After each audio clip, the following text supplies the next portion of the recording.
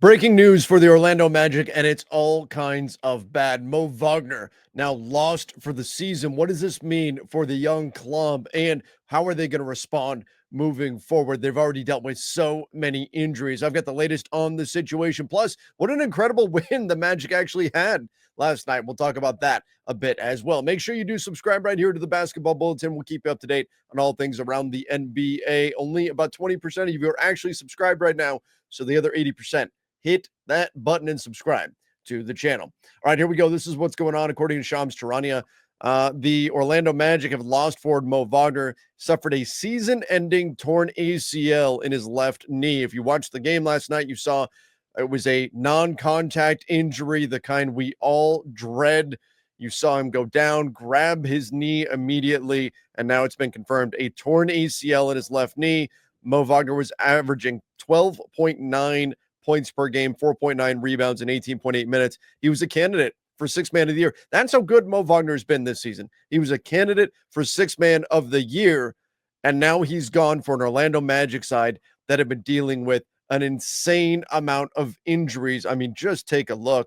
When we look at what's going on with the Orlando Magic, this was their injury report for last night's game against the Miami Heat, which again was a insane game. You guys will not believe when we pull the stats and you see what really happened here, how rare what the Magic did last night really was. It is incredible. We'll get to that in just a moment, but this was the injury report for Orlando. Paulo Banchero, torn right oblique. Franz Wagner, torn right oblique. How bizarre is that in and of itself? Just that you've got two players with a torn right oblique out right now, and probably your top two players in Paulo Banchero and Franz Wagner. Gary Harris, a key rotation player, out with the hamstring strain. Jalen Suggs, an incredibly important guard for this team. So much fun to watch him defend. He's fantastic, and he's out with a right ankle sprain. So already, before losing Moe, the Magic are without three starters and probably their top three players in Banchero, Wagner, and Suggs. And then you're missing a key reserve in Gary Harris.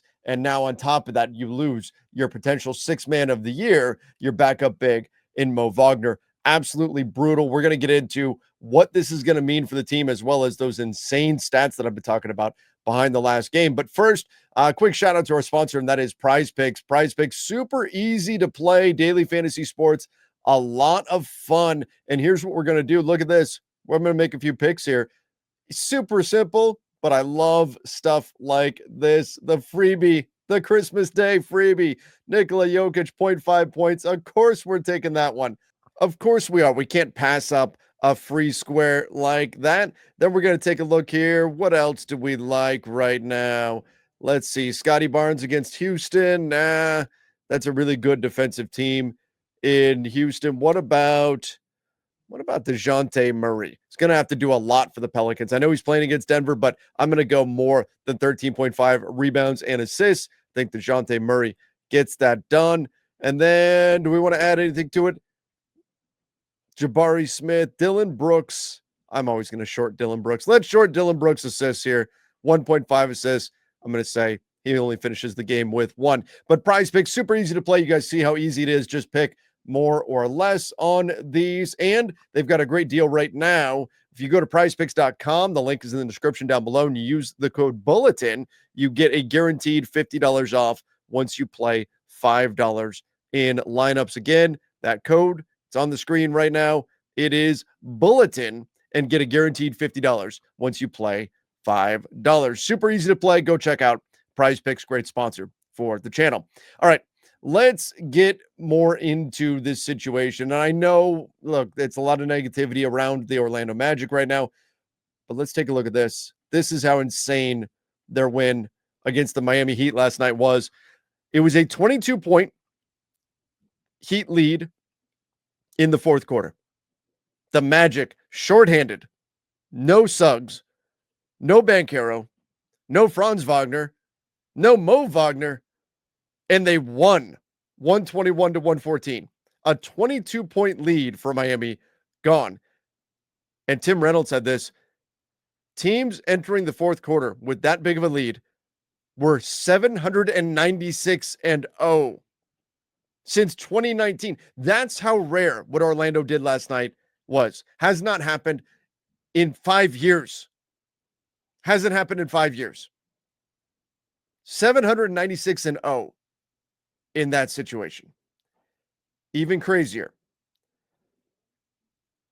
The Miami Heat had their highest scoring quarter of the season in this game, their highest scoring half of the season in this game, and then their lowest scoring quarter of the season and lowest scoring half of the season in the same game. What a bizarre occurrence that was. The Magic's big, heartwarming win. I mean, Cole Anthony was phenomenal for this team, but once again, now they lose Moe Wagner. Now, sometimes we see this.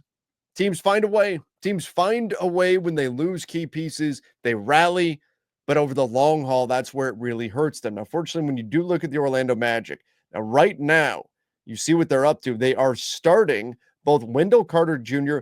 and Goga Batadze. So they've got a couple of players right there that can definitely help you fill in. But right now, they're starting both of them because both Franz Wagner and Paulo Banchero are out. Hopefully, Banchero is back sooner rather than later, though.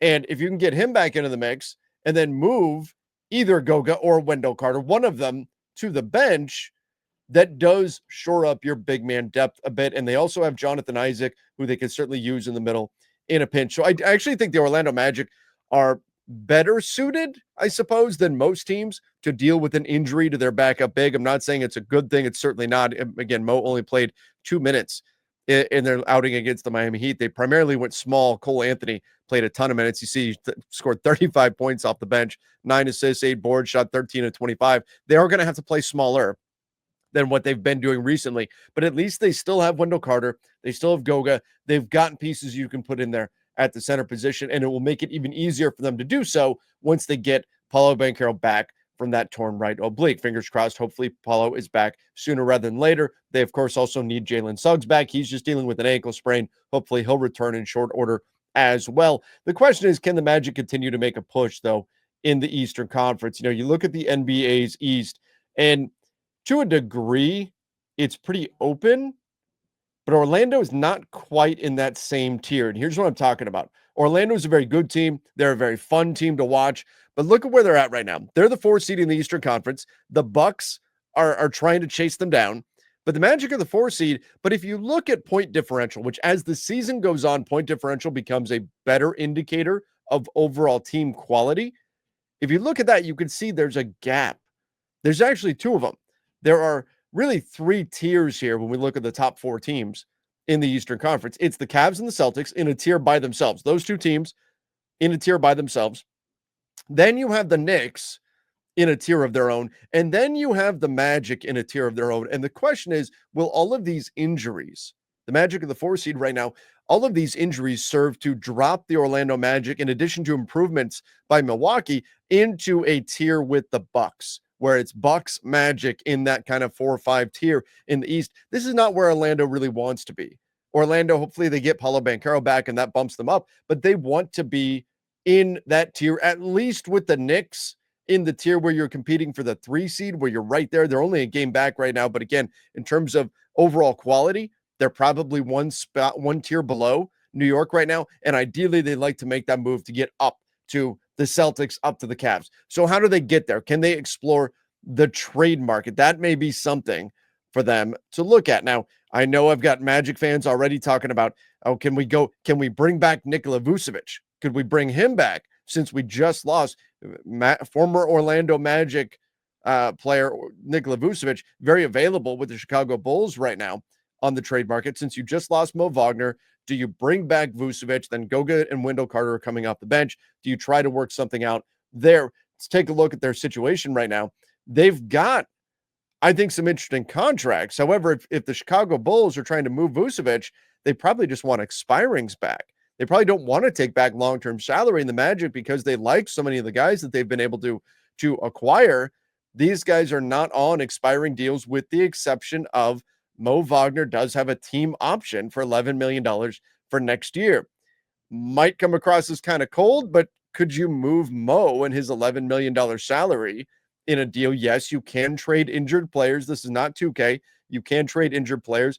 Would you be willing to stack up some salaries and use a player like a Moe Wagner or something to go get it done? Otherwise, if a lot of the sellers out there are sticking to the idea that they don't want to take back any long-term salaries unless it's a young player of value, which if I'm the Magic, I probably don't want to give up a young player of real value to go get Vucevic, but they don't have some very clearly tradable expiring deals to put out there on the market, which might make things a little bit difficult for them. Now, in theory, though, if you want to stack up, let's say it's Cole Anthony, who just had a great game, but you want to stack up Cole Anthony and Wendell Carter, there you go. Maybe the Bulls would take a gamble on Cole, though they certainly don't need any more guards right now. But the Magic, I think, can be a player on the market.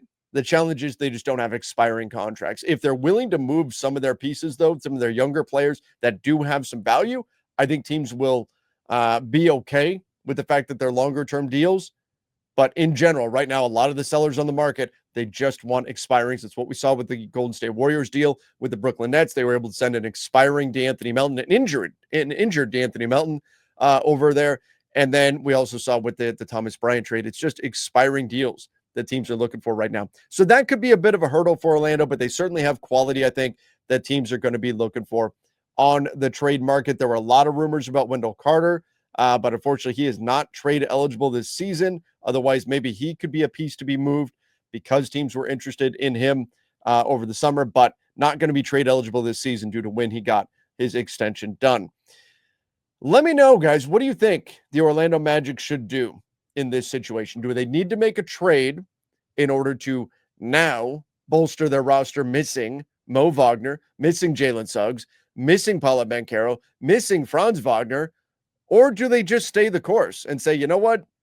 This is terrible. We've had horrible luck on the injury front, but we're still the 4th seed in the Eastern Conference. Let's wait. Yes, losing Mo for the season is terrible, but Franz will be back eventually. Paulo will be back soon. Let's stay the course and then see what we can do. Or do they need to get aggressive on the trade market and try to find help right now, lest they find themselves getting caught by the Milwaukee Bucks? Everybody, let me know your thoughts in the comments section down below. And don't forget to subscribe right here to the channel and go check out our latest video all about the NBA and why they've not done a good enough job promoting the young up-and-coming players and teams like the Orlando Magic.